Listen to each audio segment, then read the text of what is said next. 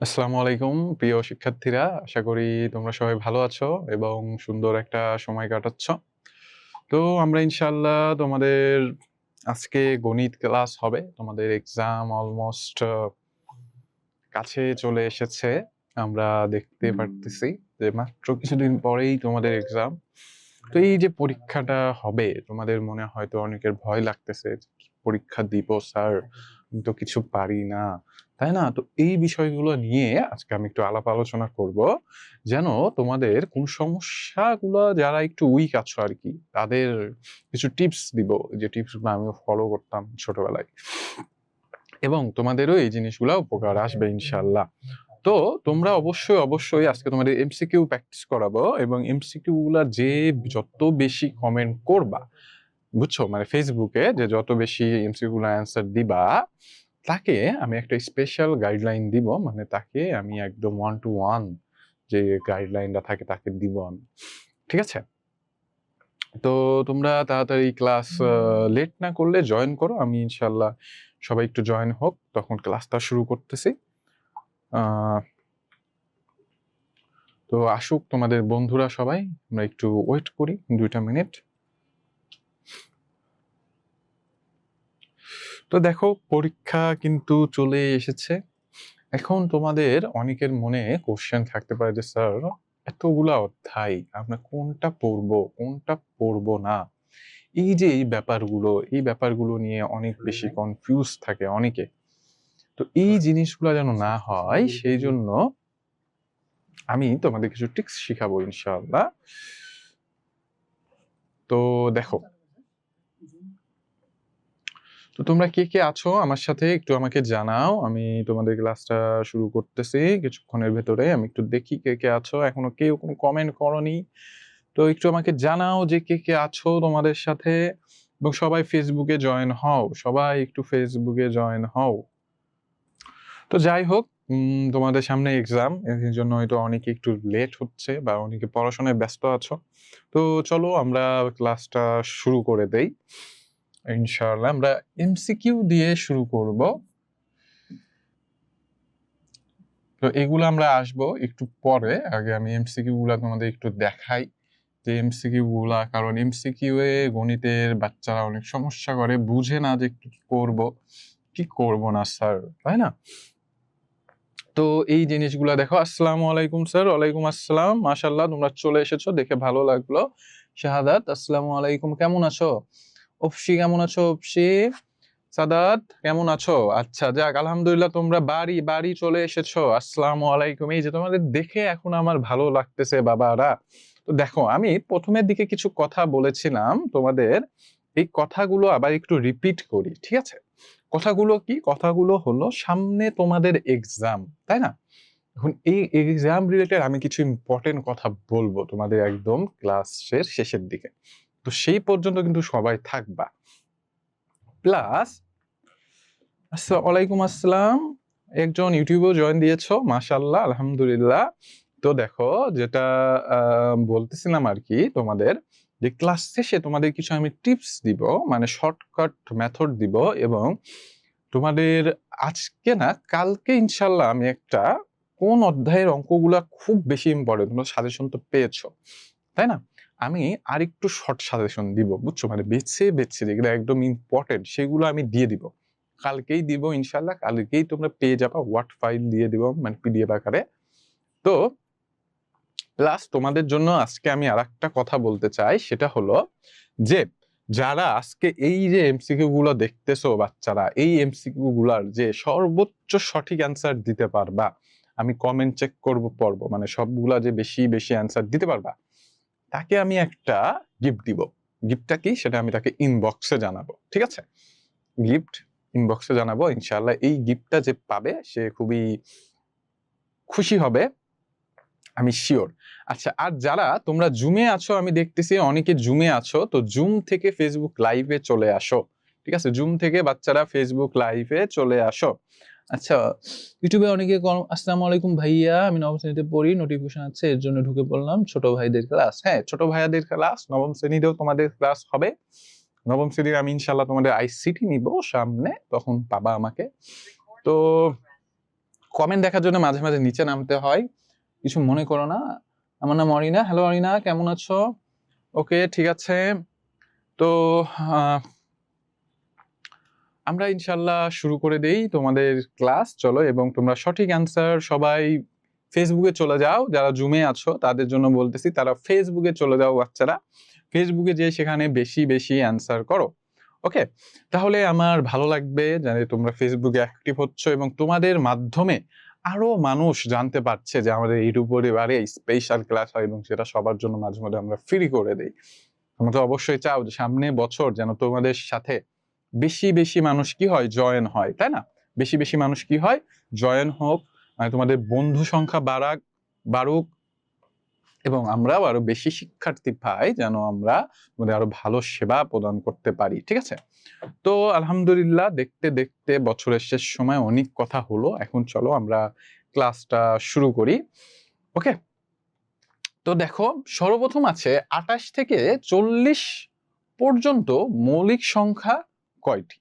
28 থেকে 40 পর্যন্ত মৌলিক সংখ্যা কয়টি?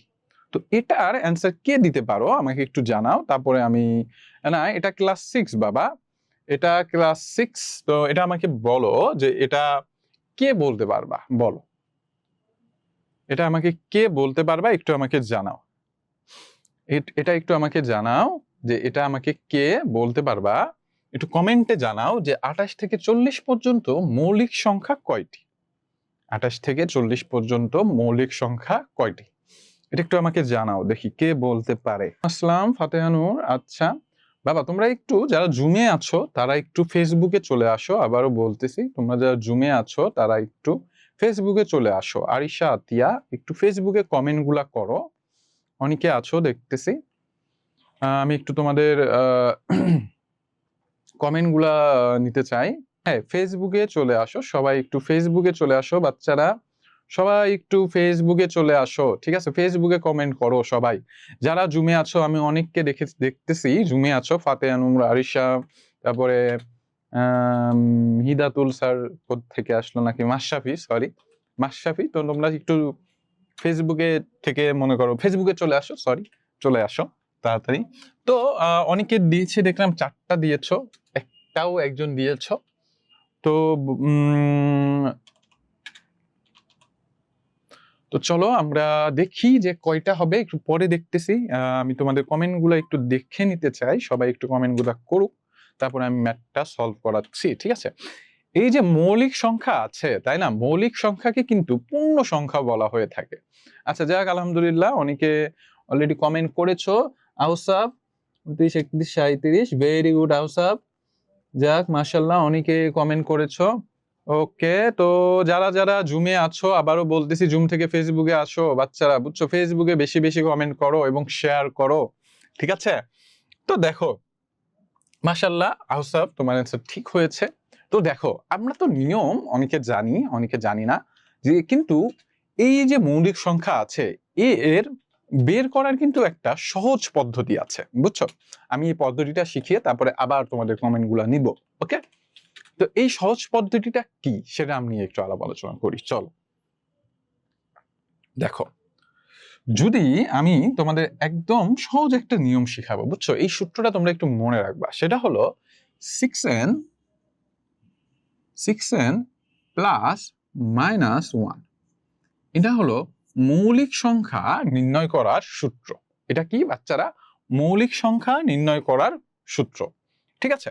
তো এই ক্ষেত্রে একটা কথা বলে দেই, এই সূত্রটা 2 এবং 3-র ক্ষেত্রে প্রযোজ্য না। 2 এবং 3-র ক্ষেত্রে প্রযোজ্য না। ঠিক আছে? না, মানে 2 আর 3-র ক্ষেত্রে এই সূত্রটা প্রযোজ্য না, অন্য বাকি সংখ্যাগুলোর ক্ষেত্রে এই সূত্রটা প্রযোজ্য। তো এই যে 6xn প্লাস মাইনাস দিয়েছে আমি 1, এর মাধ্যমে আমরা মৌলিক সংখ্যা বের করতে পারি এবং সেটা খুবই সহজ। আমরা সবাই জানি মৌলিক সংখ্যা হলো সেই সকল সংখ্যা, যে সকল সংখ্যা শুধুমাত্র এক দ্বারা এবং ওই সংখ্যা দ্বারাই কি বিভাজ্য, তাই না? এক দ্বারা এবং ওই সংখ্যা দ্বারাই কি বাচ্চারা, ওই সংখ্যা দ্বারা বিভাজ্য।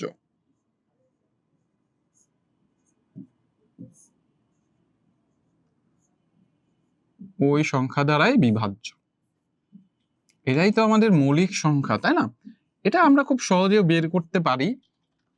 তো আমি সেই সহজ নিয়মটাই তোমাদের দেখাবো। এখন চিন্তা করো, আমি যদি তোমাদের বলি 1 থেকে 100 পর্যন্ত মৌলিক সংখ্যা বের করো, তাহলে সবগুলাকে ভাগ দেওয়া কিন্তু কষ্টকর ব্যাপার। সেই ক্ষেত্রে তোমরা এই ফর্মুলাটা ব্যবহার করবা।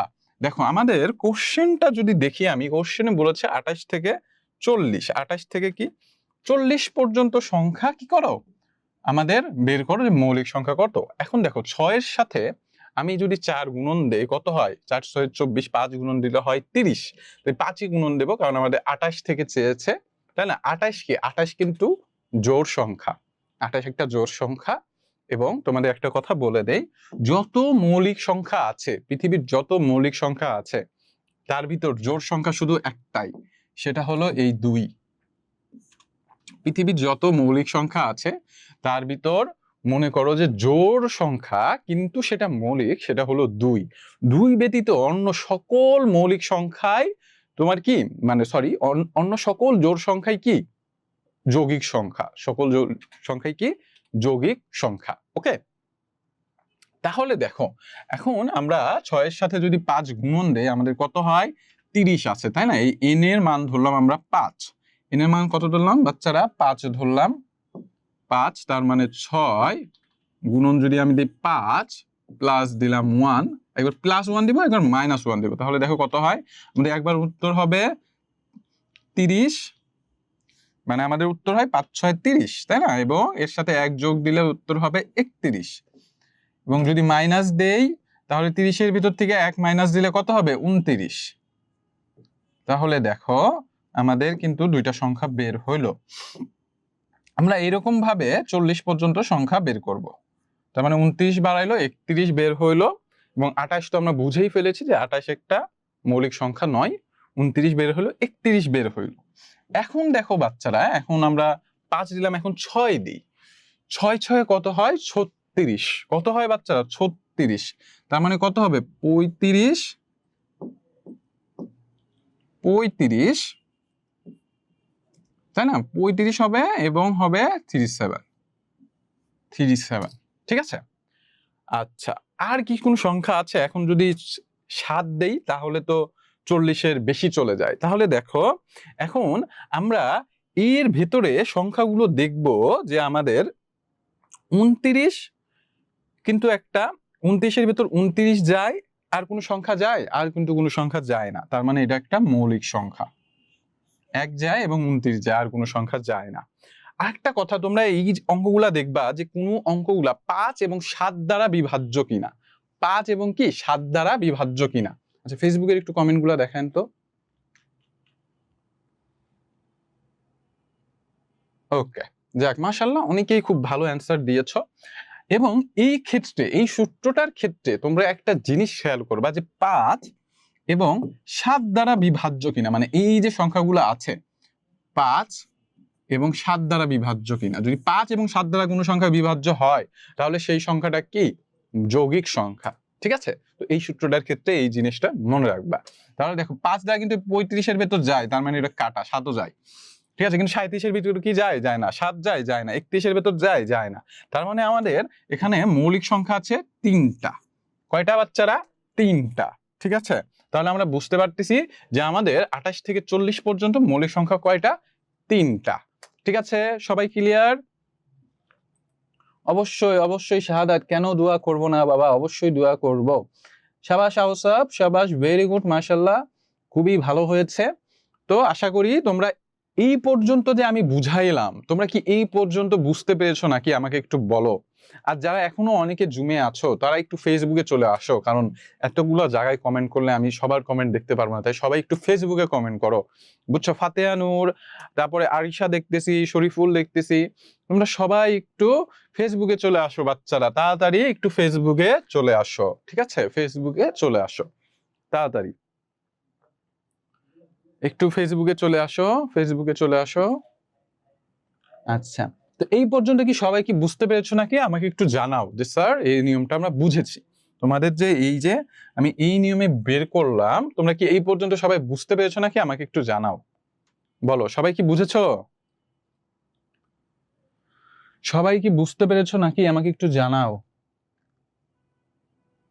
হ্যাঁ সোহানা, সোহানা এখানে কেন? আমাকে বলো এই পর্যন্ত কি সবাই বুঝতে পেরেছো নাকি আমাকে একটু জানাও। আচ্ছা আহসা বুঝেছো বাবা বলো। অল বুঝেছি, ওকে। লিটন কুমার রয় বুঝেছে। ফাতেহা নূর, তোমরা অনেকে কমেন্ট করেছো। মাশরাফি, ফেসবুকে ক্লাস করতে একদিন করো বাবা, একদিন করো, ঠিক আছে, একদিন করো। ফাতেহা নূর, মাশরাফি একটু ফেসবুকে চলে আসো, বুঝছো? আচ্ছা বাবু, ওকে ঠিক আছে, তো সবাই বুঝেছো আলহামদুলিল্লাহ। তো চলো আমরা এখন তোমাদের পরবর্তীতে অঙ্ক যাই। দেখো পরবর্তী অঙ্ক কি বলেছে, 20,070 সংখ্যাটি কমা ব্যবহার করে অঙ্কে লিখলে কোনটি সঠিক হবে? 20,070 সংখ্যাটি কমা ব্যবহার করে অঙ্কে লিখলে কোনটি সঠিক হবে? অ্যান্সার দাও সবাই, দেখি কে কত ভালো উত্তর দিতে পারো। আচ্ছা অনেকে, একজন লিখেছো মোহাম্মদ আব্দুল আবেদিন 1 সি। হ্যাঁ আউসাফ, আউসাফ বলো, আউসাফ কোনটা হবে বলো। অ্যান্সার দিয়ে দিয়েছো নাকি অলরেডি? 2 এর বি, ওকে 2 এর বি দিয়েছো, ওকে 2 এর বি, 2 এর বি দিয়েছে, 2 এর বি। আচ্ছা ঠিক আছে, যারা 2 এর বি দিয়েছো ভেরি গুড। তো দেখো এখন এটা তো তোমরা সবাই জানো, জিনিসটা আমি আর একটু ছোট্ট করে বুঝিয়ে দেই, আর একটু ভালোভাবে বুঝবানি যে দেশীয় পদ্ধতির সংখ্যার ক্ষেত্রে, দেশীয় পদ্ধতি সংখ্যার ক্ষেত্রে কমা দেওয়ার নিয়ম হলো, ধরো এখানে আমরা এগুলো ঘর দিলাম, এরকম আমাদের ঘর আছে, আমি ঘর দিয়ে বুঝালাম বা সংখ্যা দিয়ে বুঝাই আরো ভালো হবে নি। তো সংখ্যা দ্বারা ব্যবহার করি বাচ্চারা, আমি লিখলাম 1 1 2 3 4 5 6 7 8, ঠিক আছে। তো সংখ্যার ক্ষেত্রে মনে রাখবা, মানে দেশীয় সংখ্যা গণনা পদ্ধতির ক্ষেত্রে 3 ঘর পরে সর্বপ্রথম, মানে একদম ডান পাশ থেকে 3 ঘর পরে কমা হয়। সর্বপ্রথম কয় ঘর পরে? 3 ঘর পরে। তারপরে তারপরে যত বামে যেতে থাকে 2 ঘর পর পর কমা হইতে থাকে, ঠিক আছে। এটা হলো দেশীয় পদ্ধতিতে কমা দেওয়ার নিয়ম। আবার একটু বলি, একদম শেষে থেকে 3 ঘর সর্বপ্রথম, তারপরে 2 ঘর করে কমা দিতে হয়, ঠিক আছে। এবং বিদেশি পদ্ধতিতে আবার উল্টো, বিদেশি পদ্ধতিতে কি হয়, বিদেশি পদ্ধতিতে মনে করো কোনো 3 ঘর নেই, বিদেশি পদ্ধতিতে একদম 2 ঘর পর পর কি দিতে হয়, কমা ইউজ করতে হয়, 2 ঘর পর পর কি করতে হয়, কমা ইউজ করতে হয়, ঠিক আছে। তো আশা করি তোমরা এটা বুঝেছ। এখন দেখো আমাদের কি বলেছে, 3 নাম্বার বলো অঙ্ক পাতনে যে কোনো অবস্থানে 9 এর স্থানীয় মান কত হবে? 3 নাম্বারটা আমাকে একটু জানাও সবাই, 3 নাম্বারটা একটু জানাও, 3 নাম্বার কি হবে বলো, 3 নাম্বার কি হবে বাচ্চারা জানাও। সবাই একটু তোমাদের ক্লাসটা শেয়ার করো যেন তোমাদের বন্ধুরাও দেখতে পারে, ঠিক আছে বাচ্চারা। যে বেশি বেশি শেয়ার করবা তাকে দিব আমি একটা চকলেট, ওকে। 3 এর ক, বাড়ি, ভেরি গুড বাড়ি, আউসাফ, ওকে। বৃহত্তম, হ্যাঁ আচ্ছা ঠিক আছে, বৃহত্তম এ, আচ্ছা ঠিক আছে ভেরি গুড। মানে একটা কথা বলি, আমার জিহ্বাতে কিন্তু একটু সাদা সাদা ঘা হয়েছে, বুঝছো, ভিটামিন সি এর অভাবে হয়। তারপরেও তোমাদের ক্লাস নিচ্ছি বাচ্চারা, তো একটু ক্লাসটা বেশি বেশি শেয়ার করো যেন আরো মানুষ দেখতে পারে, ঠিক আছে। এবং আমাদের একটু দোয়া করো, কিছুদিন ধরেই শরীরটা ভালো যাচ্ছে না, যেন শরীরটা সুস্থ হয়ে যায়। হাতে ব্যথা করে, মুখে ঘা, মনে করো একদম খুবই হযবরল অবস্থা আমার শরীরের, ঠিক আছে। তো একটু দোয়া করো আমার জন্য বাচ্চারা, তোমাদের কাছে একটু দোয়া চাইলাম, আশা করি তোমরা করবা। আচ্ছা 3 এর এ, ঠিক আছে ভেরি গুড, 3 এর এ বৃহত্তম। আচ্ছা আমি তোমাদের একটা কথা বলতে চাই যে আমাকে তোমরা কেউ কি কমেন্টে জানাতে পারবা যে অঙ্ক পাতন কি বাচ্চারা? অঙ্ক পাতন বলতে কি বুঝায়? অঙ্ক পাতন, অঙ্ক পাতন বলতে কি বুঝায় আমি যদি তোমাদের বলি, ঠিক আছে। অঙ্ক পাতন বলতে কি বুঝায়? অঙ্ক পাতন বলতে বুঝায়, আমি যদি তোমাদের বলি অঙ্ক পাতন বলতে কি বুঝায়, অঙ্ক পাতন বলতে বুঝায় আমরা কোন সংখ্যাকে যখন কোনো প্রতীক দ্বারা লিখি তখন তাকে বলা হয় অঙ্কপাতন। মানে আমরা কোনো অঙ্কগুলোকে যখন কোনো প্রতীক চিহ্ন দ্বারা লিখি তখন তাকে কি বলা হয়? অঙ্কপাতন। ঠিক আছে? এই যে ১ এটা একটা প্রতীক, ১ এর প্রতীক, ২ এর প্রতীক। এই প্রতীকগুলাকে লেখার যে পদ্ধতি এটাকেই বলা হয় অঙ্কপাতন। এখন এই যে অঙ্কপাতন আছে, এরকম অঙ্কপাতনের ক্ষেত্রে আমরা কয়টা সংখ্যা ইউজ করি দেখো। আমরা ১ ইউজ করি, ২ ইউজ করি, ৩, ৪, ৫, ৬, ৭, ৮ এবং ব্যবহার করি কি বাচ্চারা ৯ এবং আরেকটা আছে আমাদের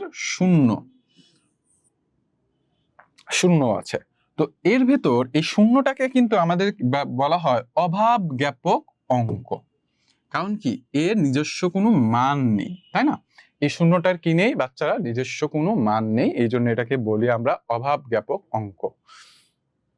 এবং বাদবাকি সকল সংখ্যার কিন্তু একটা নির্দিষ্ট মান আছে। এখন তোমরা চিন্তা করো এর ভেতর সবচাইতে বড় সংখ্যাটা কিন্তু আমাদের ৯, তাই না? তার মানে কি অঙ্কপাতনের সবচাইতে বৃহত্তম সংখ্যা কি ৯, অর্থাৎ এই জন্য এটাকে বলা হয় কি বৃহত্তম সংখ্যা। এই জন্য এটাকে কি বলা হয়? বৃহত্তম সংখ্যা। ঠিক আছে?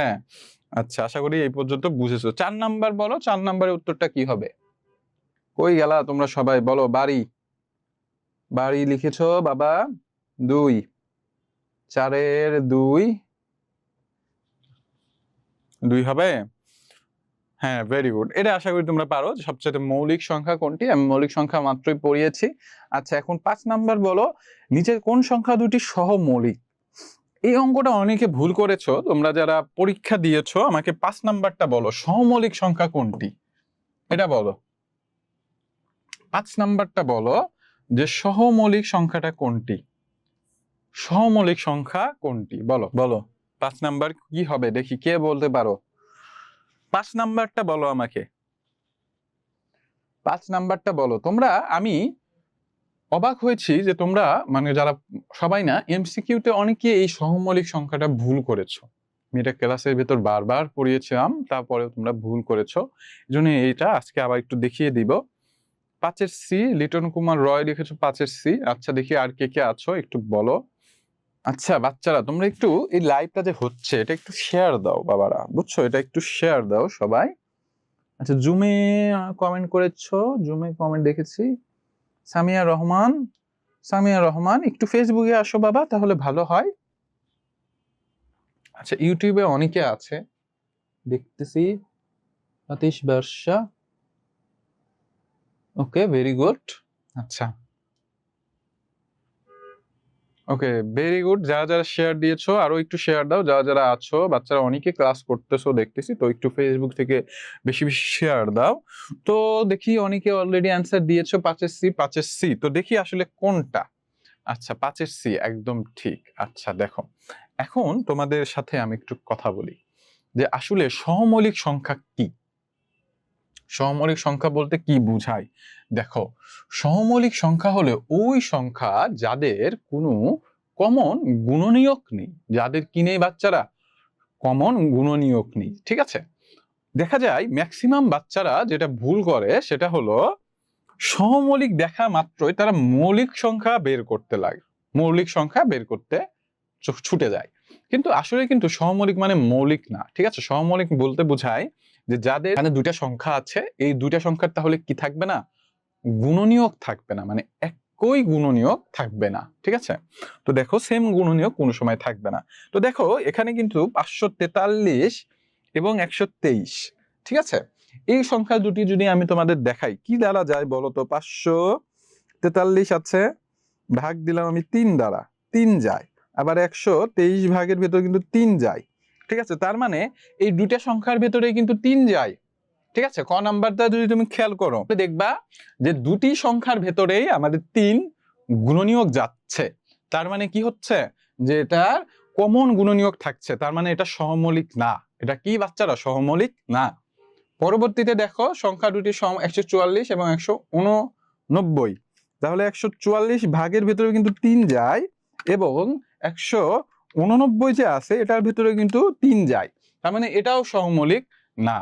ঠিক আছে, কারণ দুটারই কমন গুণনীয়ক হলো 3। দুটারই কমন গুণনীয়ক কি বাবারা? 3। দেখে আছে, এটার কমন গুণনীয়ক 3 এবং এটার কমন গুণনীয়ক 3। এবং ইন্টারেস্টিং ফ্যাক্ট, এটার গুণনীয়ক তোমরাও জানো, এটার গুণনীয়ক হলো 5। তার মানে এই যে সংখ্যাগুলো আমরা দেখলাম, এই তিনটারই কিন্তু কমন গুণনীয়ক আছে। এখন যখন তোমাকে বলবে যে নিচে কোন সংখ্যাটি সহমৌলিক বা পরস্পর সহমৌলিক, তার মানে বুঝে নিবা যে তার কমন গুণনীয়ক থাকা যাবে না। কিন্তু দেখো 210 এবং 143, তোমরা যদি এখানে খেয়াল করো, 210 এই দুইটা সংখ্যার কিন্তু কোনো কমন গুণনীয়ক নাই। 210-এর ভেতর 2 যায়, কিন্তু 143-এর ভেতর কিন্তু 2 যায় না। আবার 143-এর ভেতর কি 3 যায়? 143 ভাগ 3, 3 যায়? 3 যায় না। ঠিক আছে, 7 যায় না। ঠিক আছে, যাই হোক, কিন্তু এই দুইটা কিন্তু মনে করো কোনোভাবেই তুমি একটা সংখ্যা দ্বারা কি করতে পারবা না, ভাগ দিয়ে নিঃশেষে বিভাজ্য আনতে পারবা না। তার মানে এই সংখ্যা দুটি হলো আমাদের কি, আমাদের সহমৌলিক সংখ্যা। ঠিক আছে, এটা তোমরা পরীক্ষা হলে আমি দেখেছি অনেকে এই জিনিসটা ভুল করেছো। তো এই জিনিসটা একটু মনে রাখবা। আবারও বলে দিচ্ছি যে যখন মনে করো যে কি বলে যে তোমাদের এই যেটা বলতেছিলাম আর কি, যে সহমৌলিক সংখ্যা বলতে বোঝায় যে সংখ্যাগুলো সাধারণত আমাদের মানে কোন কমন গুণনীয়ক থাকবে না, সেটাই হলো আমাদের সহমৌলিক সংখ্যা। সেটা কি আমাদের সহমৌলিক সংখ্যা। ঠিক আছে, তো আশা করি এই পর্যন্ত তোমরা বুঝেছো। এখন দেখো আমাদের আছে 7, 9, 11, 27 ও 34 5টি সংখ্যা। মৌলিক এবং পরস্পর সমমৌলিক সংখ্যা কোনটি? বলো এটা কোনটা হবে? বলো এটা কোনটা হবে? মৌলিকও হতে হবে, আবার মনে করো যে পরস্পর সমমৌলিকও হতে হবে। আমাকে 6-এর অ্যান্সারটা দাও, দেখি কে পারো। তো একটু জানাও, আমি একটু ফেসবুকে এটা বেশি খেয়াল রাখতেছি, কিন্তু খুব কষ্ট লাগতেছে যে তোমরা 11 জন দেখতেছো কিন্তু মাত্র কমেন্ট করেছো, অনেকগুলোই কমেন্ট হয়েছে কিন্তু শেয়ার হয়েছে মাত্র 3টা। ঠিক আছে, তো 11 জন যে আছো, 11 জন তো মিনিমাম 11টা শেয়ার দিবা, তাই না? যাই হোক, দেখো বাচ্চারা তো বলো, আমাকে 6 নাম্বারটা বলো, 6 নাম্বারটা অ্যান্সার কত হবে? আরিশা, আরিশা চুপ কেন বাবা, বলো। আরিশা শুনতে পাচ্ছ আমার কথা? একটু আমাকে জানাও যে 6 নাম্বার কোনটা হবে? 6-এর বি। লিটন কুমার রয়, ভেরি গুড, সবার আগে আগে অ্যান্সার দিচ্ছ বাবা। আচ্ছা তাহলে সমস্যা নাই, প্যারা নেওয়ার দরকার নাই, তুমি জুমেই ক্লাস করো বাবা, কোনো সমস্যা নাই। ঠিক আছে, তুমি এখানেই অ্যান্সার দাও, আমি তোমার এখানে অ্যান্সার গুলা নিব, কোনো সমস্যা নাই। ঠিক আছে, আমি তো আছি বাবা, কোনো টেনশন করো না। তো ম্যাক্সিমাম লোকজন খ দিয়েছো, তার মানে একদম সঠিক, তাই না? এখন দেখো সহমৌলিক সংখ্যা কেন হইলো, এটা তো আমি তোমাদের বুঝাইলাম। কিন্তু দেখো 7 ও 9ও কিন্তু আমাদের এমন একটা সংখ্যা, 7 আর 9 কিন্তু হবে না। কারণ হলো তোমাদের এখানে 7-এর ভিতর 7 যায়, মানে অন্য কোনো সংখ্যা কিন্তু যায় না। আবার আমাদের মৌলিক সংখ্যাও হতে হবে, কিন্তু 9 কিন্তু মৌলিক সংখ্যা না। দেখো 7 একটা মৌলিক সংখ্যা এবং 11ও কি একটা মৌলিক সংখ্যা, তাই না? কারণ এদের ভেতর আমরা দেখতে পাচ্ছি যে ওই সংখ্যা এবং 1 ব্যতীত অন্য কোনো সংখ্যা যায় না। ঠিক আছে, এখন আমাকে বলো 7 নাম্বারের অ্যান্সার কত হবে? 7টা কত হবে বলো। আমি মৌলিক সংখ্যা তো তোমাদের শিখাইলামই, মৌলিক সংখ্যা কিভাবে বের করে। মৌলিক সংখ্যা সবসময় মনে রাখবা, মৌলিক সংখ্যা হলো সেই সকল সংখ্যা যেগুলো মনে করো 1 এবং ওই সংখ্যা দ্বারা অন্য কোনো সংখ্যা দ্বারা ভাগ যায় না, মানে নিঃশেষে বিভাজ্য হবে না। ঠিক আছে, তো আমাকে একটু বলো 7 নাম্বারটা কত হবে বাচ্চারা, একটু আমাকে জানাও। ওকে, একটু জানাও। 7-এর এ, ভেরি গুড আরিশা। 7-এর এ, নাজমুল নাহার, মাশাআল্লাহ, তোমরা সবাই খুব ভালো অ্যান্সার দিচ্ছ, দেখেই ভালো লাগতেছে। ঠিক আছে, মানে এতদিন ধরে যে তোমাদের পড়াইলাম মনে হচ্ছে সার্থক, বুঝছো? এবং তোমরা পরীক্ষায় আমি দেখলাম তোমরা খুব ভালো লিখেছো, অনেকে অনেক ভালো লিখেছো এবং তাদের আমি একটা ফুল মার্ক দিয়েছি, বুঝছো? মানে আমি মার্ক কাটি না, তোমাদের যারা ভালো লিখো, একটু গুছিয়ে লিখো, তাদের আমি ফুল মার্ক দেই। ঠিক আছে, তো এই জিনিসটা তোমরা পরীক্ষার খাতায় যখন ফাইনালে দিবা বাচ্চারা, তখন এই জিনিসটা মনে রাখবা যে ফাইনালে যেন তোমাদের খাতাগুলো গুছানো হয়, সিরিয়াল অনুযায়ী হয়। ঠিক আছে, এখন অনেক স্টুডেন্ট কি করে, একটা বোকামি করে, বুঝছো?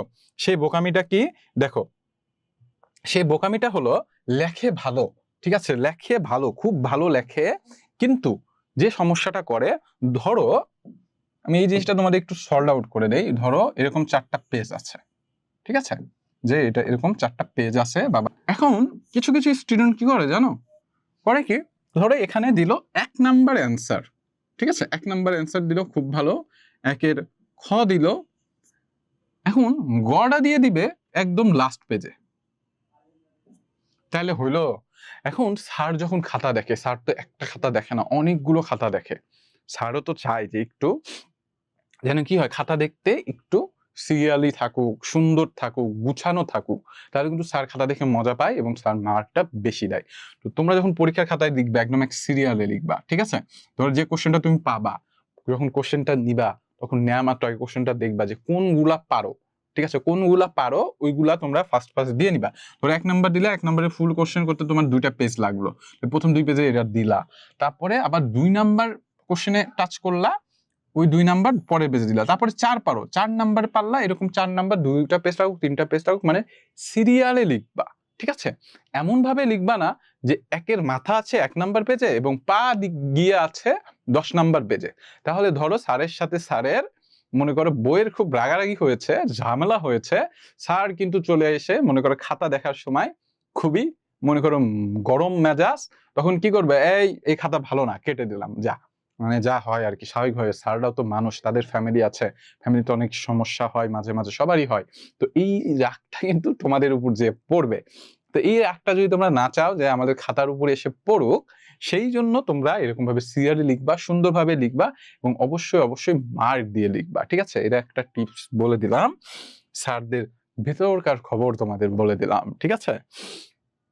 তো আচ্ছা, তো 8, 5, 42 সংখ্যাটি কত দ্বারা বিভাজ্য এটাও পারবা, এটা আমি আর বললাম না। 2 দ্বারা বিভাজ্য। বিভাজ্য মানে কি, যে সকল সংখ্যাগুলো ভাগশেষ শূন্য থাকে সেগুলো সংখ্যাগুলোকে বলা হয় বিভাজ্য সংখ্যা, তাই না? এবার নিচের কোন সংখ্যাটি 4 দ্বারা বিভাজ্য এটাও পারবা। এবং 30-এর গুণনীয়ক কয়টি? আচ্ছা, গুণনীয়ক মানে কি? গুণনীয়ক মানে হলো কোন সংখ্যাকে যে সকল সংখ্যা দ্বারা ভাগ করলে ভাগশেষ নিঃশেষে কি থাকে, বিভাজ্য থাকে। নিঃশেষে কি থাকে বাচ্চারা, বিভাজ্য থাকে, সেটাকে বলা হয় আমাদের কি, সেটাকে আমাদের বলা হয়ে থাকে আমাদের গুণনীয়ক। সেটাকে কি বলা হয়ে থাকে, গুণনীয়ক, ঠিক আছে? তো আমরা মোটামুটি 30-এর গুণনীয়ক যদি বের করতে চাই, আমরা এটা পারবো না, আমাকে বলো তো 9 নাম্বারটা কি হবে গুণনীয়ক, আশা করি তোমরা পারবা। ফিরোজ, ওকে ফিরোজ, আমাকে 9 নাম্বারটা বলো একটু, মানে 9 নাম্বার কি হবে? মাশরাফি, সবগুলোর ক্লাস হয়েছে বাবা, বুঝছো, মোটামুটি সব ক্লাস হয়েছে, তুমি একটু রেকর্ডেড ক্লাসটা দেখে নিও, যেটা খুব সহজ সেটা হয়তো নেওয়া হয় নাই রিভিশন ক্লাসের সময়, বাট ম্যাক্সিমাম কঠিন কঠিন চ্যাপ্টার গুলো নেওয়া হয়েছে, বুঝছো? তো প্যারা নাই, তোমরা একটু কাজ করবা, ঠিক আছে? যখন তোমরা এরকম কাজ করবা, মানে এই পরীক্ষার আগে যে আমি তোমাদের ক্লাস শেষে কিছু টিপস শিখাবো, প্যারা নিও না, এবং তোমাদের সবগুলো রেকর্ডেড ক্লাস কিন্তু তোমরা পেয়ে যাবা। তো ওইগুলা ক্লাসগুলো দেখো, সমস্যা হলে আমাদের নক দাও, ঠিক আছে? কাল থেকে আমাদের কাজই হলো তোমাদের প্রবলেম সলভ করা। তো ক্লাস 6 এর যে কোনো ম্যাথ রিলেটেড সমস্যা থাকলে সেটা তোমরা আমাকে দিবা, আমি সেটা সলভ করে দিব, ঠিক আছে? প্যারা নাই। আচ্ছা, আমাকে একটু জানাও 9 এর কি হবে? আচ্ছা, একজন একটু কমেন্ট করেছো, এটা কমেন্ট আউসাপি করবে আমি জানি।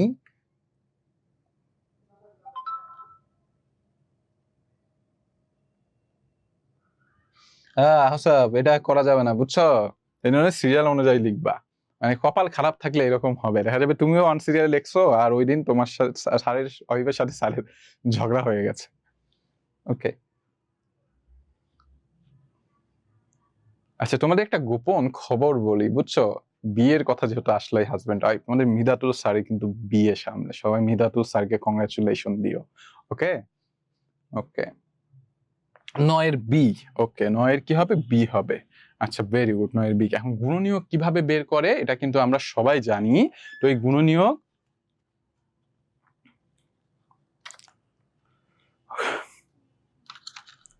ওকে, তো আমরা কিন্তু গুণনীয়ক কিভাবে বের করে এটা কিন্তু আমরা সবাই জানি। আমি একটু ছোট্ট করে যদি একটু দেখিয়ে দেই, দেখো 30-এর গুণনীয়ক যদি আমি বের করতে চাই, একদম সহজ একটা পদ্ধতি আছে, সেটা হলো 30টাকে লিখবা, তারপরে দেখবা যে 30-এর ভিতর কি কি সংখ্যা যায়। 30-এর ভিতর 30 যায়, 1 যায়, 5 যায়, 5 দুগুণে 2 যায়, তাই না? আমরা সিরিয়ালে আসি তাহলে আরো ভালো হয়, আমরা একটু সিরিয়ালে করি যে আমাদের কি কি সংখ্যা যায়।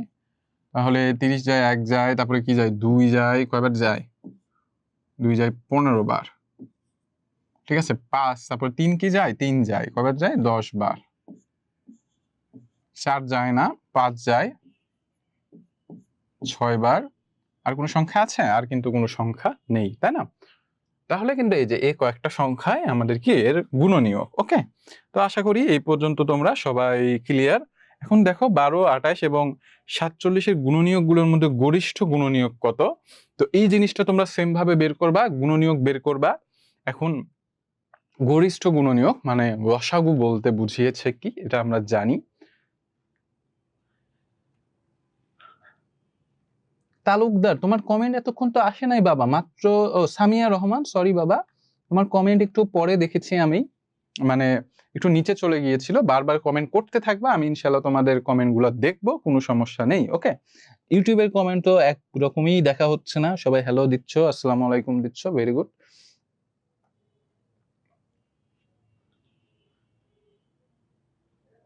ও ভেরি গুড, ভেরি গুড, তাহলে তো আরো ভালো। ওকে, হ্যাঁ এখন তোমার কমেন্ট দেখেছি আমি, তো এখন আর প্যারা নাই। ওকে, তো যাই হোক, তালুকদার, ওকে, আউসাফ কি কখন বাবা? তো দেখো আমাকে একটু এটা বলো যে এই যে সাধারণ গুণনীয়কের মাধ্যমে গুণনীয়ক মানে গসাগু কিভাবে বের করে, এটা কিন্তু আমি তোমাদের শিখিয়েছিলাম, আবার একটু রিক্যাপ করে দেই। গসাগু বের করার নিয়মটা কিন্তু খুবই সিম্পল, যে প্রথমে গসাগুর মানে কি, মানে কি গরিষ্ঠ সাধারণ গুণনীয়ক, তাই না? তো গসাগুর ক্ষেত্রে তোমরা শেষে থেকে মানে ধরবা, সর্বপ্রথম কি করবা, গুণনীয়ক বের করবা, মানে যে সংখ্যাটা তোমাদের চেয়েছে, যেমন ধরো 12, 28, 48, 12, 12, 28, 48, এখানে তিনটা সংখ্যা আছে। ওকে, তো এই তিনটা সংখ্যার গুণনীয়ক গুলো বের করবা, বের করলা খুবই ভালো।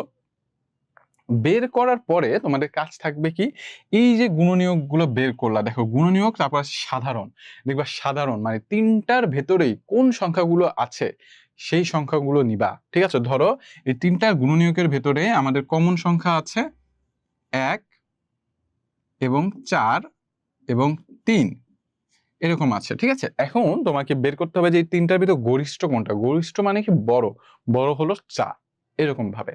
গুণনীয়ক কিভাবে বের করে তোমরা জানো, মাত্রই দেখিয়েছি যে এরকম ভাবে 12 গুণনীয়ক বের করবা, 28-এর গুণনীয়ক বের করবা এবং 48-এর গুণনীয়ক বের করবা। বের করার পরে তোমরা সেখান থেকে কমন সংখ্যা মানে তিনটার গুণনীয়কের ভেতরেই যে আছে, ধরো আমি তোমাদের যদি আর একটু ক্লিয়ার করে বলি ব্যাপারটা এরকম আর কি, মানে একদম সোজা করে বলি, ধরো এরকম আছে 12, ধরো 12 আছে, ঠিক আছে 12 আছে, তো 12 ধরো গুণনীয়ক বের হয়েছে আমাদের 1, 2, 3, 4, ঠিক আছে এরকম। তারপরে আমাদের কি আছে 12, 48, 12, 28, 48। হ্যাঁ, আমি এটা এখানে একটু এমনি ধরতেছি আর কি, মানে ক্যালকুলেশন না করে একটু তাড়াতাড়ি করার জন্য, কারণ আমার কাছে সময় নেই। তো একটু এমনি একটা ধরলাম, ধরে এখানে আছে 1, 2, 4, 7, 8 এরকম, আর 48-এর ভরে দিলাম 1, 2, 4, 9, 10, 11, 48 এরকম। ঠিক আছে, এখন তোমাদের কাজ হবে হলো যে কোন সংখ্যাটা, মানে এখানে কোন সংখ্যাগুলো কমন আছে, মানে তিনটার ভেতরে আছে, সেটাকে বলা হয় সাধারণ। তো সেই সাধারণ সংখ্যাগুলো নিবা, যেমন ধরো 1 আছে, 1 নিলা, একটাই নিবা। তারপরে কি আছে 2 আছে, তিনটার ভেতরে 2 নিলা। তারপরে হলো তোমাদের 4 আছে, 4 আছে, আর কিন্তু কোনো সংখ্যা নেই। তারপরে এখান থেকে সবচাইতে যে বড়, সবচাইতে যে বড় সেই সংখ্যাটা নিবা, সেটাই হলো আমাদের গসাগু, মানে গরিষ্ঠ সাধারণ গুণনীয়ক। মানে গরিষ্ঠ মানে কি বড়, আর লঘিষ্ঠ মানে কি ছোট। ঠিক আছে, এই গসাগু গুলা আমরা বিভিন্ন ভাবে বের করতে পারি, ভাগের মাধ্যমে বের করতে পারি, তারপরে হলো তোমার কি বলে ওটা, মৌলিক সংখ্যার সাহায্যে গসাগু বের করতে পারি। তো এই জিনিসগুলো মনে রাখবা, যখন তোমাদের বড় কোনো সংখ্যার গসাগু বের করতে দিবে, তখন তোমরা ভাগ পদ্ধতিতে গসাগুটা বা লসাগুটা বের করবা। ঠিক আছে, আরো ভালো হয় মৌলিক সংখ্যার মাধ্যমেও বের করতে পারো। ওকে, যেটা আমি শিখিয়েছিলাম। তো চলো আমরা এখন পরবর্তীতে যাই।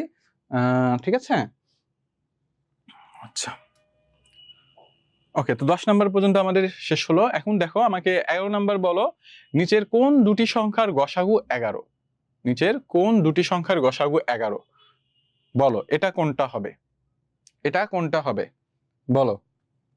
তালুকদার, বাড়ি, আহসাফ, বলো। আরিশা, মাশরাফি আমাকে একটু জানাও।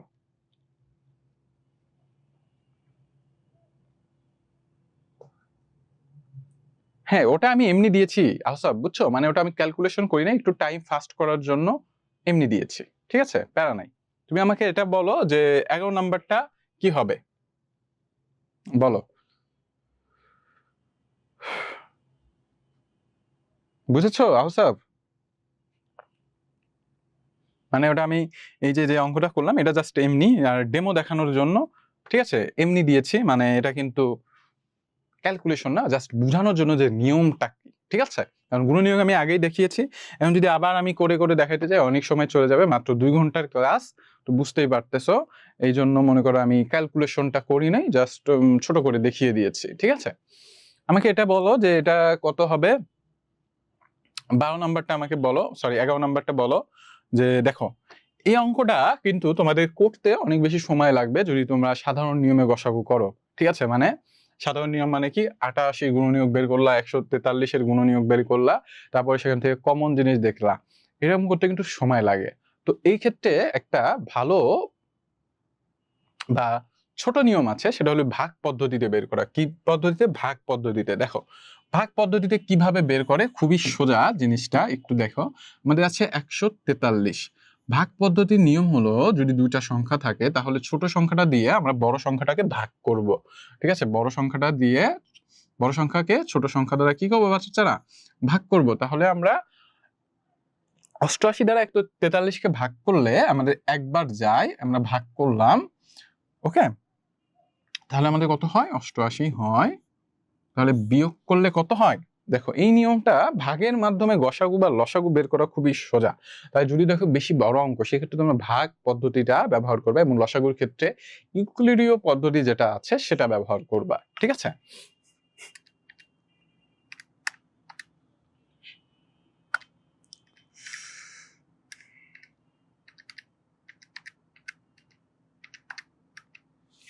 তাহলে আমাদের যদি বিয়োগ করি আমাদের 55 থাকে।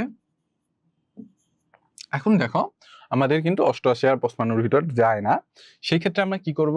আমরা এই ভাগ পদ্ধতি তোমাদের যখন শিখিয়েছি আমি বলেছিলাম, যখন এই গসাগু নির্ণয়ের ক্ষেত্রে আমরা যখন দেখব যে এই সংখ্যাটা আরেকটা যাচ্ছে না, তখন এই যে সংখ্যাটা আছে এই সংখ্যা দ্বারা, মানে ভাগ শেষ যে আছে সেই সংখ্যা দ্বারা আমরা যেটা আমরা ভাগ দিচ্ছি সেটাকে আবার মানে ভাগ দিব, ঠিক আছে? এবং এইরকম ভাগ আমরা দিতেই থাকবো যতক্ষণ না আমাদের কি আসে, আমাদের লাস্টে শূন্য আসে। তো 55 কয়বার যায়? একবার যায়। কয়বার যায়? একবার যায়। বিয়োগ দাও, কত হবে? -33 থাকে। তারপরে আবার 33 দ্বারা আমরা এই 55টাকে কি করব? ভাগ করব। কয়বার যাবে? একবার যাবে। আমি একটু সাইডে নিয়ে আসি। 33 দ্বারা 55টাকে ভাগ করলাম, একবার যায়, কত হলো? 33 হলো 22 থাকে। 22 দ্বারা 33কে দিব, একবার যাবে 22, আমাদের চলে আসবে কত? 33-এর ভিতর থেকে যদি 22 বাদ দাও 11 থাকে। এখন 11 কিন্তু 22-এর ভেতর যায়, কয়বার যায়? দুইবার যায়, তার মানে মাঝখানে চলে আসলো শূন্য, ঠিক আছে? তার মানে আমরা বুঝলাম এদের আমাদের সর্বশেষ যে ভাগ, মানে ভাজ্যটা থাকবে যেটা দ্বারা ভাগ যাবে, সেই সংখ্যাটাই হবে আমাদের গসাগু। সেই সংখ্যাটা কি হবে? গসাগু। অর্থাৎ এই ক্ষেত্রে আমাদের ক নাম্বারটার 11 দ্বারা গসাগু হবে, মানে নিচের দুটি সংখ্যার গসাগু হবে হলো আমাদের এই যে এটা, ঠিক আছে? তো আমরা ভাগ পদ্ধতিতে গসাগু বের করবা যদি দেখো দুটি সংখ্যা দেওয়া আছে, এই ক্ষেত্রে এই নিয়মটা ফলো করবা। সবাই কি বুঝেছো? বলো, সবাই কি বুঝতে পেরেছো? আমাকে একটু জানাও। বলো সবাই কি বুঝতে পেরেছো এই নিয়মটা? একটু বলো। খুবই সোজা, মানে আমরা যে ভাগ দেই, আমরা যতক্ষণ পর্যন্ত ভাগ দিতেই থাকবো যতক্ষণ না আমাদের সর্বশেষে শূন্য আসে। যখন আমাদের শূন্য চলে আসবে এবং যে সংখ্যাটার জন্য ভাগ দিলে শূন্য হবে, সেই সংখ্যাটাই হলো আমাদের গসাগু হবে, ঠিক আছে? তো এই পর্যন্ত কি সবাই বুঝেছো? বলো, বুঝেছো? আরিশা, সবাই বুঝেছো? জি স্যার, ওকে। সাইদা বাড়ি, মোহাম্মদ জয়নাল আবেদন, নুসরাত, ওকে, ভেরি গুড। আচ্ছা তালুকদার বুঝেছো বাবা? ওকে, ঠিক আছে। আমাদের 6:30 বেজে গেছে অলরেডি। মাশাআল্লাহ তোমরা অনেক কমেন্ট করেছো, দেখে খুবই ভালো লাগতেছে। শেয়ারও দিয়েছো 5 জন। আচ্ছা, তাহলে আমরা এই পর্যন্ত আসলাম। 12 নাম্বারটা যদি দেখি আমরা, লসাগু কিভাবে বের করে? ওই যে ইউক্লিডীয় পদ্ধতি। ইউক্লিডীয় পদ্ধতিটা মনে আছে তোমাদের? বলো, ইউক্লিডীয় পদ্ধতি খেয়াল আছে? ইউক্লিডীয় পদ্ধতি হলো যে আমাদের যে লসাগুর যে সংখ্যাগুলো থাকবে, ধরো এরকম আছে 14 আছে, 14, 21 এবং আছে আমাদের 56। তো আমরা আমাদের লসাগুর যতগুলো অঙ্ক থাকবে, ঠিক আছে, আমরা আমাদের লসাগুর ক্ষেত্রে যতগুলো অঙ্ক থাকবে এমন সংখ্যা দ্বারা ভাগ দিব যে সংখ্যা মিনিমাম 2টা সংখ্যার ভিতর যাবে। যে সংখ্যা মিনিমাম কয়টা সংখ্যার ভিতর যাবে? 2টা সংখ্যার ভিতর যাবে। এবং বাদবাকি যে সংখ্যাগুলোর ভেতর ভাগ যায় না, সেই সংখ্যাগুলো সেই স্থানে যথাসম্মানে রেখে দিব। তাহলে দেখো, আমরা 2 দ্বারা যদি দেই 14-এর ভিতর 7 বার যায়, 21-এর ভেতর 2 যায় না, তার জন্য সেটা এমন রেখে দিলাম। 56-এর ভেতর যদি ভাগ দেই কত হয়? ঠিক আছে, 56 ভাগ যদি দেই, 56 ভাগ যদি 2 দেই, আমাদের 28 বার যায়। তাহলে 28 গেল। এখন দেখো এই 3টা সংখ্যার ভেতরেই কিন্তু 7 চলে যায়, তাই না? 7 চলে যায়, 7 যায় 7-এর ভেতর 1 বার, 21-এর ভেতর যায় 3 বার এবং 28-এর ভেতর যায় 4 বার। ঠিক আছে, এটা হলো ইউক্লিডীয় পদ্ধতি। এই ক্ষেত্রে আমাদের লসাগুর যে সংখ্যাগুলো থাকে, আমাদের এমন সংখ্যা দ্বারা ভাগ দিতে হবে যে সংখ্যাটা মিনিমাম, মানে সর্বনিম্ন 2টা সংখ্যার ভেতর যেতেই হবে। সর্বনিম্ন কয়টা সংখ্যার ভিতর বাচ্চারা? 2টা সংখ্যার ভিতর যেতেই হবে। ঠিক আছে, তো আমরা কিন্তু 2টা সংখ্যার ভিতর দিলাম, 2 দ্বারা দিলাম। 14-এর ভেতর 7 বার যায়, 21-এর ভিতর যায় না, সেজন্য 21-কে স্বস্থানে সসম্মানে কোনো অপমান করিনি, তাকে সেই জায়গায় রেখে দিয়েছি। ঠিক আছে, এবং 56-এর ভেতরে 2 দ্বারা দিয়েছি, ভাগ দিয়েছি 28 হয়েছে, পরে দেখেছি 7 3টার ভেতরেই যায়। এখন এই সবগুলো সংখ্যা আমরা কি করব? গুণন করব। তার মানে 2 গুণন 7 গুণন 3 গুণন 4। তাহলে গুণন দিলাম, গুণন দিলে আমাদের কত হয়? 2 গুণন 7 গুণন, আমরা যদি 3 গুণন দিলাম 4, ওকে, তাহলে আমাদের হবে 168। ঠিক আছে, এই যে এরকম ভাবে আমরা ইউক্লিডীয় পদ্ধতিতে লসাগু বের করতে পারি। ঠিক আছে, তো আশা করি সবাই এটাও বুঝেছো। আচ্ছা আচ্ছা, এখন দেখো আমরা 13 নাম্বার, দুটি সংখ্যার গুণফল ইকুয়াল সংখ্যাদ্বয়ের লসাগু ও সংখ্যাদ্বয়ের কি? সংখ্যাদ্বয়ের লসাগু। সংখ্যাদ্বয়ের কি হবে? সংখ্যাদ্বয়ের লসাগু, তাই না? এটা হলো সূত্র। এই সূত্রটা তোমাদের দেখিয়েছি। এই সূত্রের মাধ্যমে তোমরা যে কোনো অঙ্ক, মানে যদি একটা সংখ্যা থাকে আর একটা বের করতে পারবা। এবং এটা কিভাবে পারবা, এটা আশা করি তোমরা জানো। এতদিনে এই ব্যাপারে অ্যান্সার তোমাদের সমস্যা হয়ে গেছে। দুটি সংখ্যার গসাগু 15 এবং গুণফল 450 হলে লসাগু কত? এই ক্ষেত্রে এই সংখ্যাটা কি করবা? তোমরা এই সূত্রেই বসাবা, গসাগুর জায়গায় গসাগুর মান বসাবা এবং গুণফলের জায়গায় গুণফলের মান বসাবা। বসিয়ে পক্ষান্তর করে আমাদের লসাগু বের করে ফেলবা। ঠিক আছে, এবং 15 নাম্বার আছে এই দশমিকের গুণনীয়ক। দশমিকের গুণনীয়ক আশা করি তোমরা পারবা। তো আমাকে একটু বলো দেখি, দশমিকের গুণনীয়ক 15 নাম্বার কত হবে? কেমন দিয়েছো তালুকদার ইংরেজি পরীক্ষাটা? আশা করি ভালো হয়েছে। অপসি, ঠিক আছে অপসি। তো আমাকে বলো তোমাদের 15 নাম্বারটার অ্যান্সার কত হবে, একটু আমাকে জানাও। 15 নাম্বার এর অ্যান্সার কত হবে একটু আমাকে জানাও। আচ্ছা দেখো, দশমিকের গুণনটা কিন্তু সেম নিয়মেই হয়, বুঝছো? খুবই সোজা একটা গুণন। এই ক্ষেত্রে তোমরা কি করবা?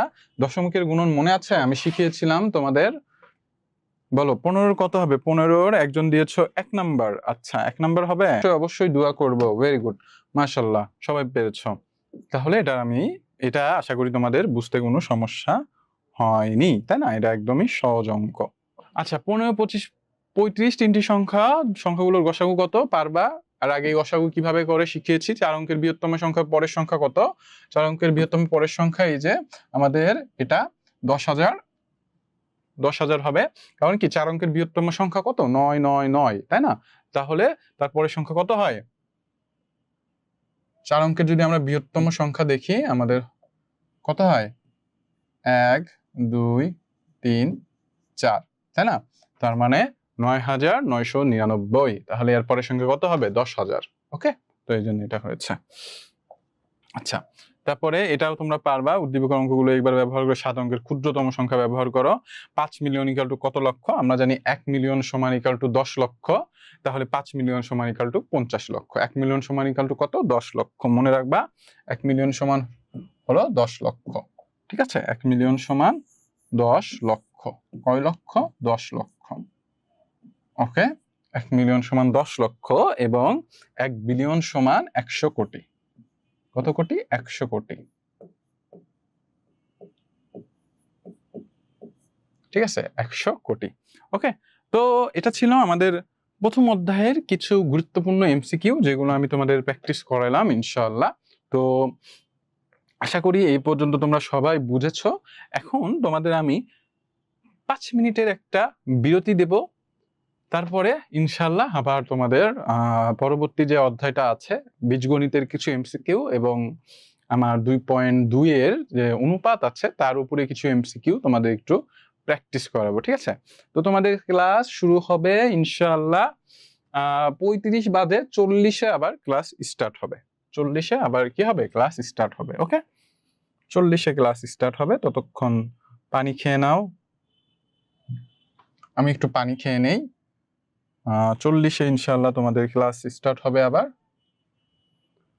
ঠিক আছে, 40-এ 5টা 40-এ ক্লাস স্টার্ট হবে। বোর্ডে লিখে দেই। চ্যাপ্টারের কিছু ইম্পর্টেন্ট টপিক গুলো, মানে যেগুলা থেকে কোশ্চেন আসতে পারে, সেগুলো নিয়ে আলাপ আলোচনা করলাম।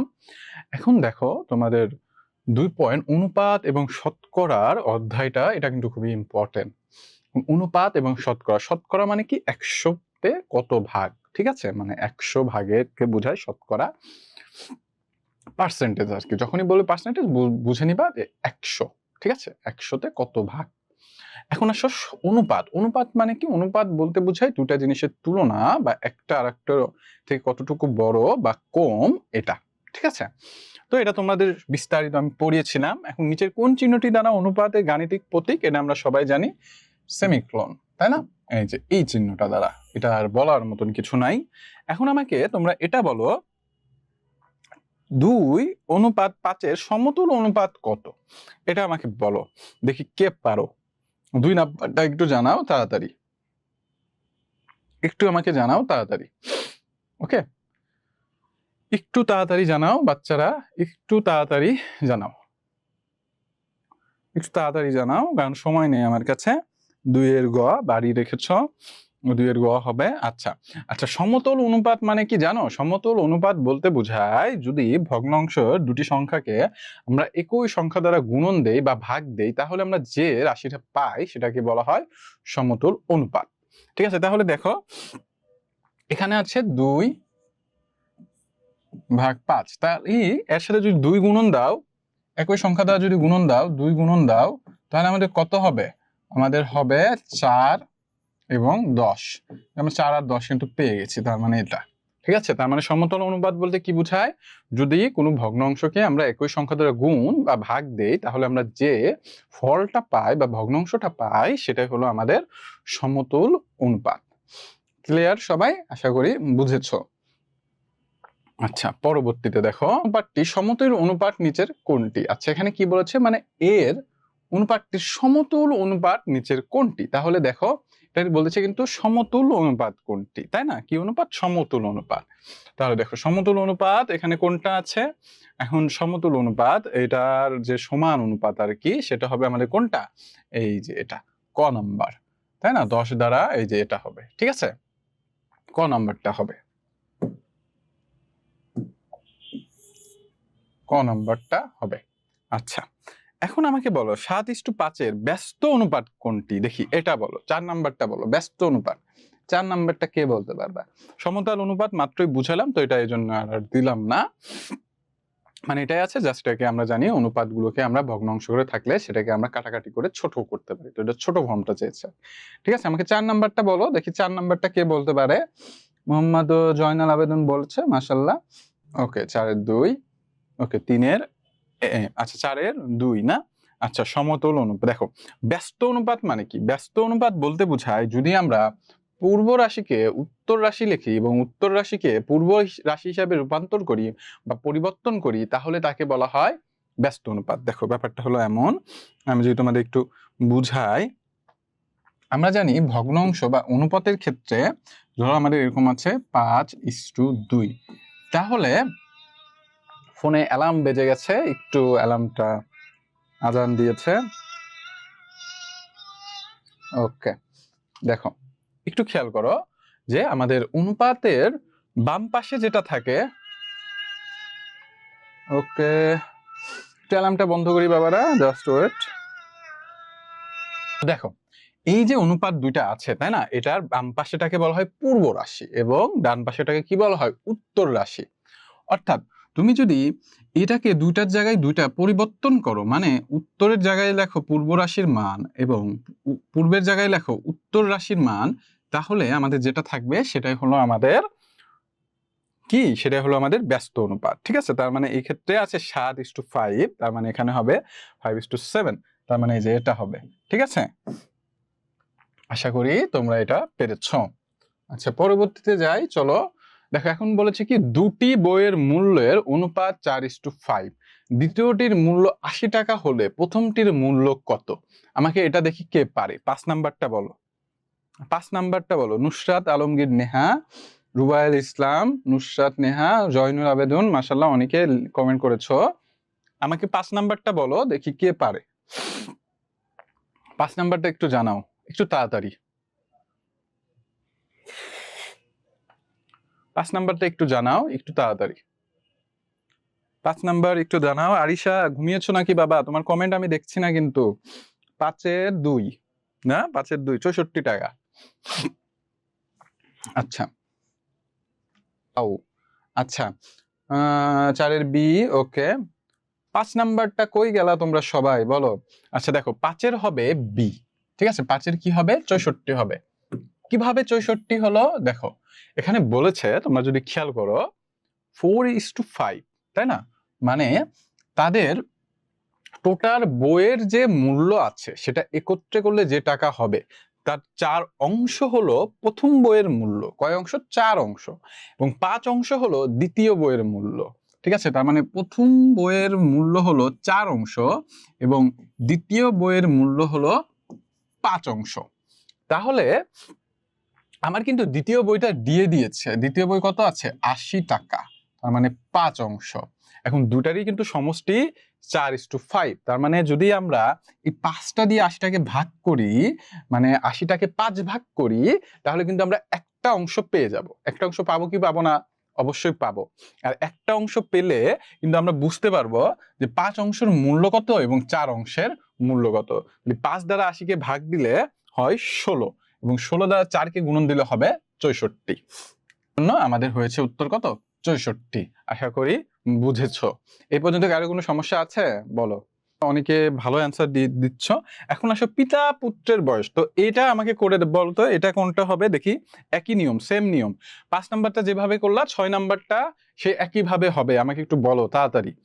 ঠিক আছে, ওই সেম নিয়ম। অনুপাত মানে কি দুটা অংশ, দুটা অংশ তোমাকে দিয়ে দিয়েছে। এখন একটা অংশের মান যদি থাকে সেটাকে যদি আমরা ভাগ করে দেই, তাই না, তাহলে কিন্তু আমরা আরেকটা অংশ পেয়ে যাব।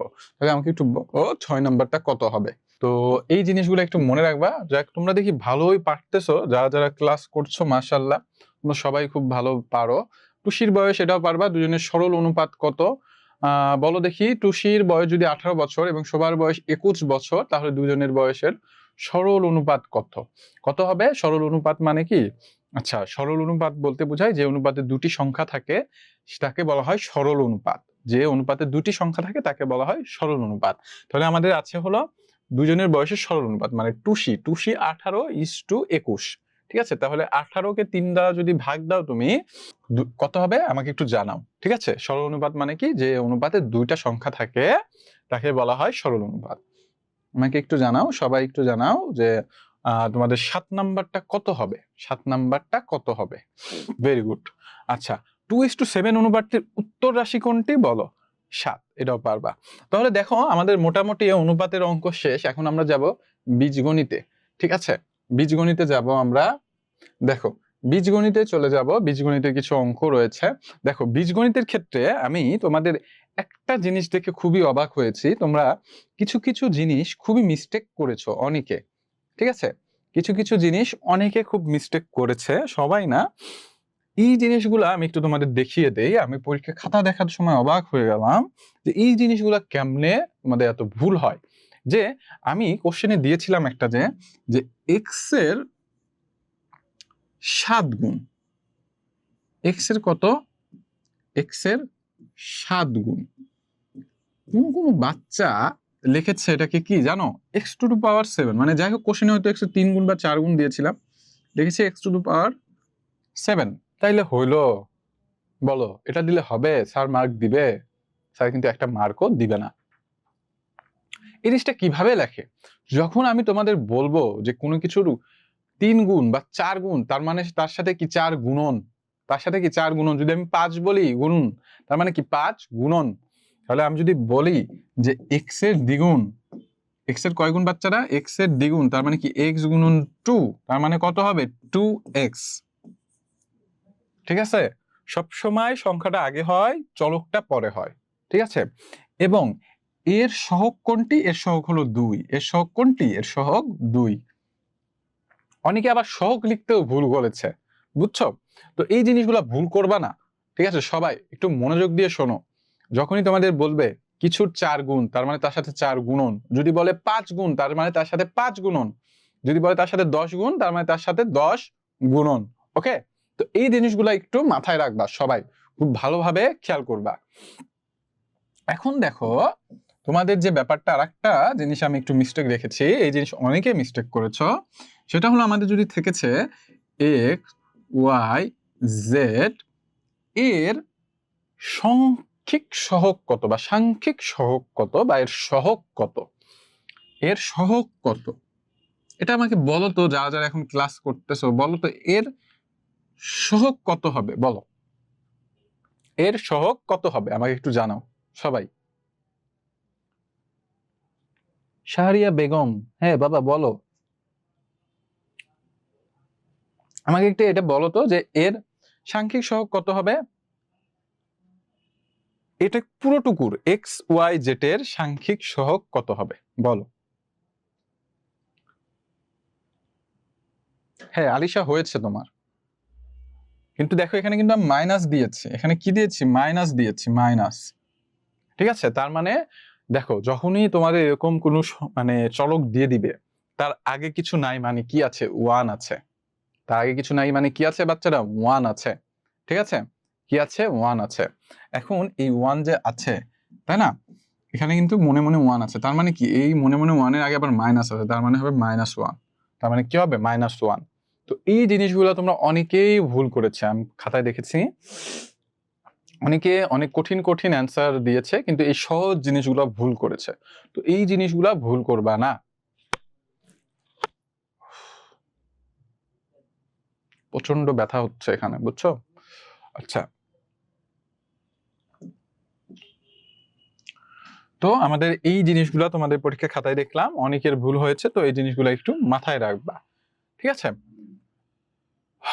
তো আমাদের ক্লাসটা ইনশাল্লাহ শেষের দিকে আমি আর কিছু ম্যাথ করাবো, একটু জটিল গুলাই একটু দেখিয়ে দিব। এই জিনিসটা অনেকে ভুল করে, মানে বুঝতে পারে না যে কিভাবে লিখতে হয় বা কিভাবে লিখবো।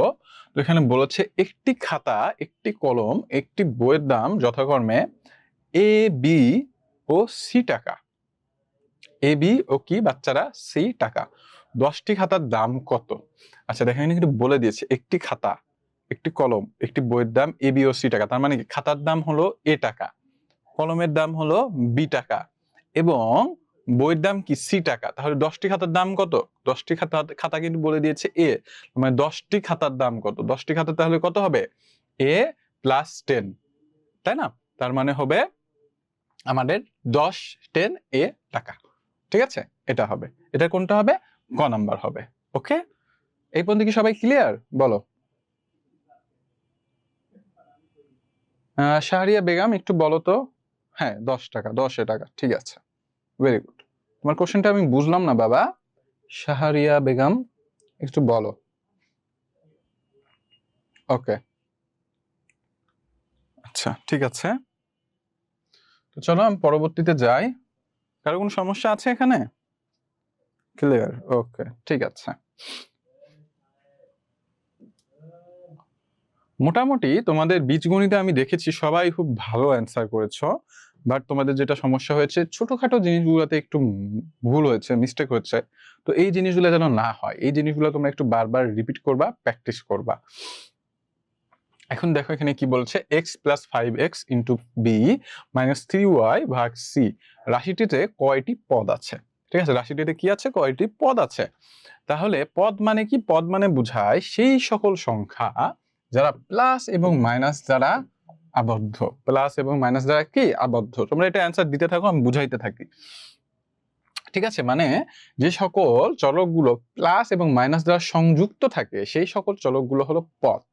এখন দেখো এখানে প্লাস দ্বারা সংযুক্ত আছে কোনটা, এক্স আছে, 5x ইন্টু বি আছে এবং 3y ভাগ ইন্টু সি আছে। মনে রাখবা গুণন এবং ভাগ কিন্তু কোনো রাশিকে আলাদা করে না, এই দুটার ক্যালকুলেশন একটি মিলেই হয় একটি পদ। মানে যদি দুইটা থাকে তাহলে এই দুইটা ভাগ করেই হয় একটা পদ। তার মানে আমরা এখানে বুঝতে পারতেছি শুধুমাত্র প্লাস আর মাইনাস দ্বারা যে সংখ্যাগুলো সংযুক্ত থাকে সেই সংখ্যাগুলোই হয় পদ।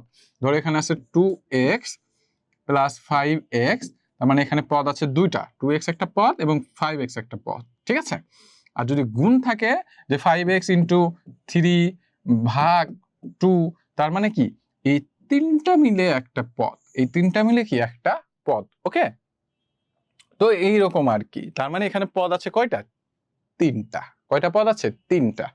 ওকে,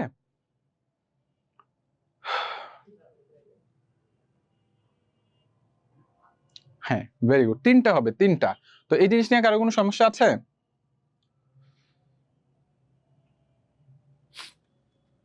ঠিক আছে, ভেরি গুড, পরবর্তীতে যাই চলো।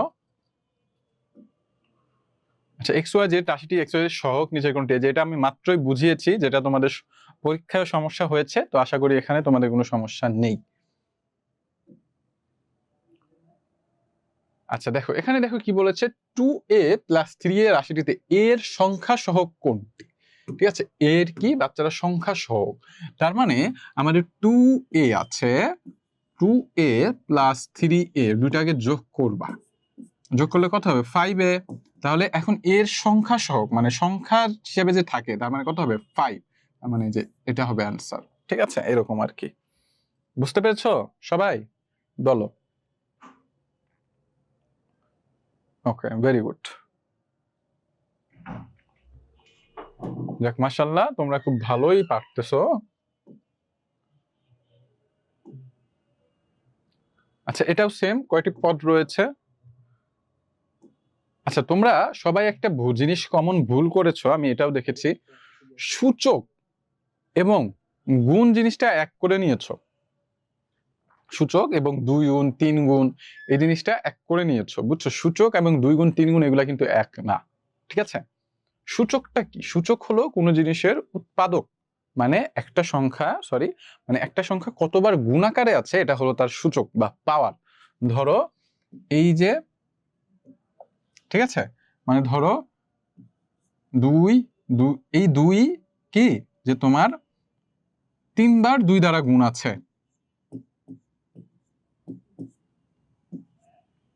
দেখো এই 2 কয়বার গুণ আছে, টোটাল 4টা। কয়বার গুণ আছে, 4টা। তার মানে এটা হলো তার পাওয়ার, মানে একটা সংখ্যা কতবার গুণ আছে সেটা হলো তার কি পাওয়ার, তার কি সেটা হলো তার পাওয়ার। আর যখন আমরা বলি দ্বিগুণ, তার মানে ওই সংখ্যাটা 2 বার গুণ আছে। ঠিক আছে, কিন্তু পাওয়ার গুলো হলো মানে জিনিসটা কিছুটা সেম, বাট তোমরা যখন বলবে দ্বিগুণ তার মানে তোমরা দ্বিগুণই লিখবা, সেটা সূচক আকারে লিখবা না, সূচক আকারে তোমাকে বলেই দেওয়া থাকবে। ঠিক আছে, যে যেমন ধরে যে এখানে বলে দিয়েছে তোমাদের 3টি বীজগণিত, দেখো দেখো এগুলো কি, এগুলো পাওয়ার। এগুলো কি বাচ্চারা, পাওয়ার। মনে রাখবা গুণনের ক্ষেত্রে যে পাওয়ার গুলো থাকে, গুণনের ক্ষেত্রে পাওয়ার গুলো কি হয়, যোগ হয়, আর ভাগের ক্ষেত্রে বিয়োগ হয়। এই কথাগুলো একটু মনে রাখবা। আচ্ছা আমার জিহ্বাতে প্রচন্ড পেইন হচ্ছে, তো আমি আর ক্লাস লং করতে চাচ্ছি না, এখানেই তোমাদের ক্লাসটা আজকে শেষ করে দিতে যাচ্ছি। মোটামুটি আমি জানি তোমাদের বীজগণিতে খুব একটা সমস্যা হয় না, যেগুলা সমস্যা হয়েছে আমি দেখেছি সেইগুলা তোমরা একটু ভালোভাবে পড়ে নিবা। এখন আমি তোমাদের কিছু ইম্পর্টেন্ট টিপস দিতে চাই, একটা অলরেডি দিয়ে দিয়েছি, তো এই জিনিসটা এখন একটু দিয়ে দেই। যে ব্যাপারটা হলো, যারা একটু উইক আছো, ঠিক আছে, যারা একটু উইক আছো তাদের জন্য বলতেছি যে পরীক্ষার আগে, মানে আর তো পরীক্ষা হয়তো 2-3 দিন আছে, এখন তোমরা কি করবা, তোমরা কিভাবে প্রিপারেশন নিবা। এই জিনিসটা হলো, তোমরা যে অধ্যায়গুলো পারো, মানে ধরো তুমি 1.1 থেকে 1.5 খুব ভালো পারো, এই অধ্যায়গুলো ভালোভাবে বেশি বেশি প্র্যাকটিস করো। বীজগণিত খুব ভালো পারো, বীজগণিত খুবই ভালো পারো, সরল সমীকরণ খুব ভালো পারো,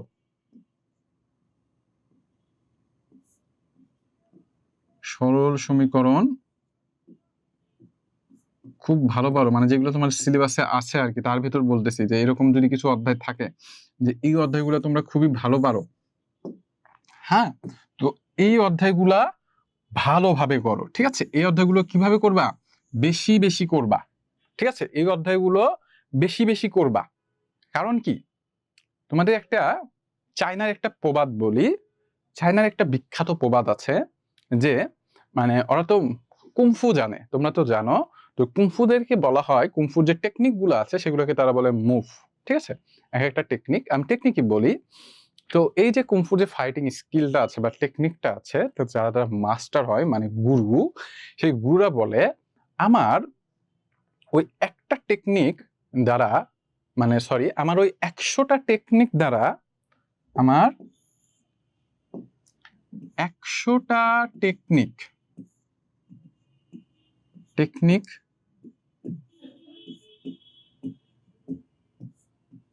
দ্বারা ভয় নেই বা ক্ষতি নেই,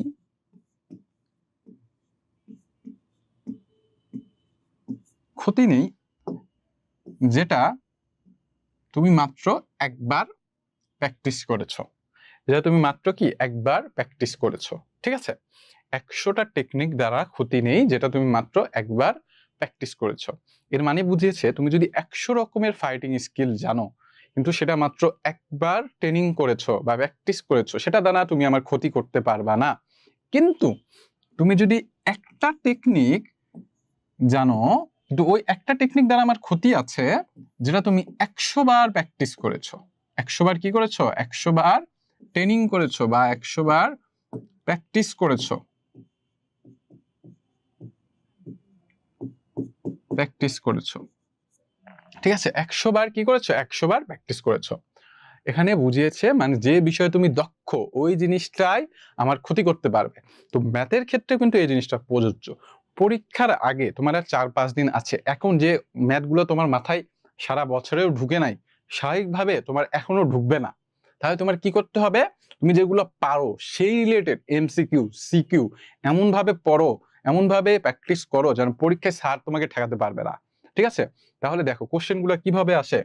কোশ্চেন গুলো এমন ভাবে আসে যে পাটিগণিত থেকে থাকে 3টা, বীজগণিত থাকে 3টা, এবং উপপাদ্য এবং সম্পাদ্য থাকে 3টা। তোমার কোশ্চেন দিতে হয় কয়টা, 5টা, তাই না?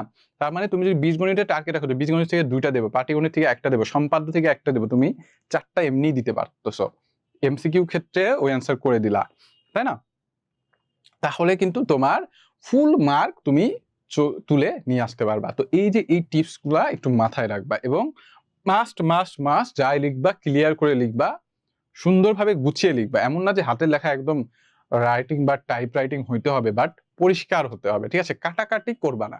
ধরো তোমার এই একটা লাইন ভুল গেছে, তুমি জাস্ট এক লাইনে কেটে দাও, এক লাইন দিয়ে কেটে দাও। ঠিক আছে, একটা লাইন দিয়ে কেটে দাও, শেষ কাহিনী, খতম। ঠিক আছে, এক লাইন কেটে দিলেই শেষ। তো এই জিনিসগুলা তোমরা একটু মাথায় রাখবা, যেন এই জিনিসগুলা তোমাদের ভুল না হয়। যেগুলো তোমাদের প্র্যাকটিসের জন্য দেওয়া হয়েছে, মূল বই, সিকিউ, এগুলো একটু বেশি বেশি প্র্যাকটিস করো, ইনশাআল্লাহ দেখবা তোমরা পরীক্ষায় অনেক ভালো করবা। ঠিক আছে, তো এই জিনিসগুলো একটু মাথায় রাখবা, এবং যেগুলো পারো, আবারও বলতেছি, যেগুলো পারো সেগুলো বেশি বেশি প্র্যাকটিস করো। কোথাও ভুল হলে সেগুলো আমাদের কাছে আসো, আমরা ইনশাআল্লাহ আবার ইনবক্সে বুঝিয়ে দেবো, কোনো সমস্যা নাই। ঠিক আছে, পরীক্ষার আগ পর্যন্ত তোমাদের সাথে আমরা আছি, পরীক্ষার পর্যন্ত তোমাদের সাথে আমরা আছি। যে কোনো অঙ্ক সমস্যা হলে তোমরা ম্যাথ রিলেটেড, আমি আছি, অন্তর স্যার আছে, আমাদের দুজনকে তোমরা নোট দিবা। ঠিক আছে, তো এখন বলো আমাকে তোমাদের এই ক্লাসটা কেমন লিখেছে। আশা করি কারো কোনো সমস্যা নেই। আচ্ছা বলো, তোমাদের আর কারো কোনো কিছু জানার আছে বা কোনো কিছু বিষয়ে কোনো কমেন্ট আছে কি নাকি, আমাকে একটু জানাও। আর ক্লাসটা কেমন লাগলো একটু আমাকে সেটাও জানাও। এবং তোমাদের যে কোনো সৃজনশীলে যদি কোনো সমস্যা হয় তাহলে সেগুলো একটু আমাকে বলবা। ঠিক আছে, এটা একটু স্ক্রিনশট নিয়ে নিতে পারো তোমরা। আচ্ছা, সৃজনশীল কোশ্চেন গুলা তোমরা কিভাবে করবা? শুনো, সৃজনশীল কোশ্চেন গুলা তোমরা দেখবা, আগে কোশ্চেনটা ভালোভাবে দেখবা। সৃজনশীল কিন্তু তোমাদের বাইরে থেকে কিছু দেয় না, বইয়ের থেকেই দেয়, ঠিক আছে? তো বইয়ের কোশ্চেন গুলা যদি ভালো পারো, সিকিউও পারবা। তো সিকিউর গুলা কি করবা? বইয়ে দেখবা কিছু সিকিউ থাকে, ওইগুলা প্র্যাকটিস করবা। এছাড়া তোমাদের সাজেশন দেওয়া হয়েছে, সেখান থেকে প্র্যাকটিস করবা। প্রত্যেকটা অধ্যায়ের মিনিমাম ৭-৮টা করে সৃজনশীল প্র্যাকটিস করে যাবা। এবং কোন সৃজনশীল যদি না বুঝো, আমাকে তোমরা মেসেজ দিবা, আমি ওই সৃজনশীলটা বুঝিয়ে দিব, ঠিক আছে? একটু প্র্যাকটিস করো। ২ নাম্বার একটু রেখে দিলাম, স্ক্রিনশট নিয়ে নিও। এবং ১ নাম্বারটা, ঠিক আছে? বীজগণিতে কিছু সৃজনশীল দিয়েছি এবং তোমাদের সাজেশনেও তোমাদের সৃজনশীল দেওয়া আছে। তো টেনশন নাই, সাজেশনে তোমরা হিউজ সৃজনশীল আছে। তো যে সৃজনশীলে তোমাদের প্রবলেম হয় সেগুলো আমাকে একটু জানাবা। তোমরা বেশি, বেশি প্র্যাকটিস করবা, বইয়ের অঙ্কগুলা বেশি, বেশি প্র্যাকটিস করবা, উদাহরণগুলা বেশি, বেশি প্র্যাকটিস করবা। এবং আমি তোমাদের আজকে না কালকে তোমাদের একটা সাজেশন দিয়ে দেব যে কোন অঙ্কগুলো ইম্পর্টেন্ট, কালকে পেয়ে যাবা ইনশাআল্লাহ। আজ না দিয়ে দিয়েছি অলরেডি, তোমাদের যে অঙ্কগুলো ইম্পর্টেন্ট সেগুলো তো দিয়েই দিছি, মানে সিকিউ, এমসিকিউ দিয়ে দিয়েছি। প্লাস আরেকটা দিয়ে দেব। আসলে কয়েকদিন খুবই বিজি ছিলাম আমরা। তোমাদের খাতা দেখা, পরীক্ষা নেওয়া, কোশ্চেন চেক করা, এক কথায় সবাই খুব বিজি ছিলাম। তো ইনশাআল্লাহ তোমাদের আমরা সবকিছু দিয়ে দিয়েছি, সাজেশন দিয়ে দিয়েছি, এমসিকিউ, সিকিউ যেগুলো ইম্পর্টেন্ট সেগুলো বেছে, বেছে দিয়েছি। এবং এখন তোমাদের কাজ কি? পড়া, ঠিক আছে? যেগুলো সমস্যা হবে, আগের ক্লাসগুলো, রেকর্ডেড ক্লাসগুলো আছে, সেই রেকর্ডেড ক্লাসগুলো দেখবা। রেকর্ডেড ক্লাসগুলো দেখে সমস্যা হলে তখন আমাদের কাছে আসবা, আমরা এগুলা বুঝিয়ে দিব, ঠিক আছে? ওকে বেগম, সমস্যা নাই। তুমি যেগুলো বুঝো না সেগুলো আমাকে মেসেজ দিও, আমি বুঝিয়ে দিব। কিন্তু এখানে একটা শর্ত আছে। এমনভাবে মেসেজ দিবা না যে স্যার ১ থেকে ১.৫ পর্যন্ত আমি কিচ্ছু বুঝি না। তাইলে কিন্তু বোঝানো সম্ভব না, তাই না? কারণ সারা বছর বুঝিয়েছি। তোমরা কি করবা? তোমরা আগে রেকর্ডেড ক্লাসটা দেখবা, ঠিক আছে? ফুল রেকর্ডেড ক্লাসগুলো দেখবা। দেখে এসে তারপরে যেগুলা বুঝো না সেগুলা বলবা। এখন যদি বলো স্যার আমি বীজগণিত কিচ্ছু বুঝি না, তাহলে পরীক্ষার আগে কি তোমাকে আমি নয় বুঝিয়ে দিলাম কিন্তু তোমার মাথায় কিছু ঢুকবে না। তো তুমি যেগুলো পারো সেই রিলেটেড জিনিসগুলো দেখো। সেটা আমি বারবার বলতেছি। যে জিনিসগুলো পারো ওই জিনিসগুলো বারবার দেখো এবং ওই জিনিসগুলো হার্ড প্র্যাকটিস করো, সিকিউ প্র্যাকটিস করো। তারপরে যে সমস্যা হবে তারপরে আমার কাছে আসবা, ঠিক আছে? বুঝতে পেরেছো? ওকে। বাড়ি? হ্যাঁ, তোমাদের তো মনে করো সাজেশন আমি দিয়েই দিয়েছি, সমস্যা নেই। পরীক্ষা দাও, বাড়ি, আমার বিশ্বাস তুমি এমনি ভালো করবা, বুঝছো? তো আমি জাস্ট তোমরা নিজেরাও জানো যে ম্যাথ গুলা মনে করো যে একটু ইম্পর্টেন্ট, সেগুলো কিন্তু আমি অলরেডি দেখিয়ে দিয়েছি। ক্লাসের পরীক্ষার যে রিভিশন ক্লাসগুলো গেল সেগুলোর ভেতরে কিন্তু বেছে, বেছে করিয়েছি। ওই অঙ্কগুলো কিন্তু ইম্পর্টেন্ট। একটু যারা দুর্বল তাদের জন্য এই সাজেশনটা আমি বানাচ্ছি আরকি। তারা একটু পাসটা করতে পারে। মানে বাবা-মায়ের কাছে না একটু ভালো অ্যান্সারটা, মানে একটু সারপ্রাইজ দিতে পারে, বুঝছো? তো আমি বাড়ি, আহসাব এবং আরো অনেকে আছো, আরিশা, তারপরে মাশরাফি, যাদের আমি চিনি, মাশাআল্লাহ, তারপরে শাহরুর রহমান। তোমরা সবাই মোটামুটি ভালো স্টুডেন্ট। বাট যারা আছে এই মানে যারা একদমই ক্লাস করে নাই তাদের জন্য একটু খেটে কালকে আমি একটা জিনিস তৈরি করব ইনশাআল্লাহ। তো তোমাদের কাজ থাকবে এই পর্যন্ত যেগুলা পড়িয়েছি ওগুলা ভালোভাবে পড়বা। ইনশাআল্লাহ তোমাদের সাথে সামনের বছর আবার দেখা হবে। তো ততদিনে সবাই ভালো থেকো, সুস্থ থেকো এবং আমার জন্য দোয়া করো। হ্যাঁ, সৃজনশীলের সমস্যা থাকলে সমস্যা নাই। তুমি আমাকে মেসেজ দিও যে কোন সৃজনশীলগুলো তুমি বুঝো না। আমি ইনশাআল্লাহ তোমাদের ওই সৃজনশীলগুলা বুঝিয়ে দিব। ঠিক আছে? তো আজকে তোমাদের সাথে আমার ক্লাসটা এই পর্যন্তই থাকছে। তোমরা সবাই ভালো থাকবা এবং আমার জন্য দোয়া করবা। আমি প্রচন্ড মনে করো আমার গালের ভেতর ঘা হয়েছে। তাও তোমাদের ক্লাস নিলাম। অনেক কষ্ট করে কথা বলতেছি। তো আশা করি আর তোমাদের কারো কোনো সমস্যা নেই। তো আজকে এই পর্যন্তই থাকলো তোমাদের ক্লাস। ইনশাআল্লাহ সবাই ভালো থেকো, সুস্থ থেকো এবং এডু পরিবারের সাথে থেকো। তো আশা করি তোমাদের আর কোনো সমস্যা নেই। অবশ্যই দোয়া করো আমার জন্য। আর এখন তোমাদের থেকে বিদায় নিচ্ছি। হয়তো এই বছরে তোমাদের সাথে আমার আজকে শেষ ক্লাস ছিল। ক্লাস 6 এর সাথে আমার শেষ ক্লাস। তোমাদের অনেক মিস করব। ইনশাআল্লাহ সামনের বছর তোমরা আশা করি সবাই আবার এডু পরিবারে ভর্তি হবা। যেন আবার তোমাদের সাথে আমি ক্লাস 7 এ আবার তোমাদের সাথে দেখা করতে পারি, ম্যাথ করাতে পারি, বিজ্ঞান করাতে পারি, আইসিটি করাতে পারি এবং তোমাদের ভালো, ভালো পরামর্শ দিতে পারি। তো আজকে আমি এই পর্যন্তই ক্লাস রাখতেছি। তো সবাই ভালো থেকো, সুস্থ থেকো এবং আমাদের এডু পরিবারের সাথে থেকো। ওকে? তো আল্লাহ হাফেজ। আসসালামু আলাইকুম। সবাই দোয়া করো আমার জন্য এবং সবাই ঠান্ডা মাথায় ভালোভাবে পরীক্ষা দিও। আসসালামু আলাইকুম।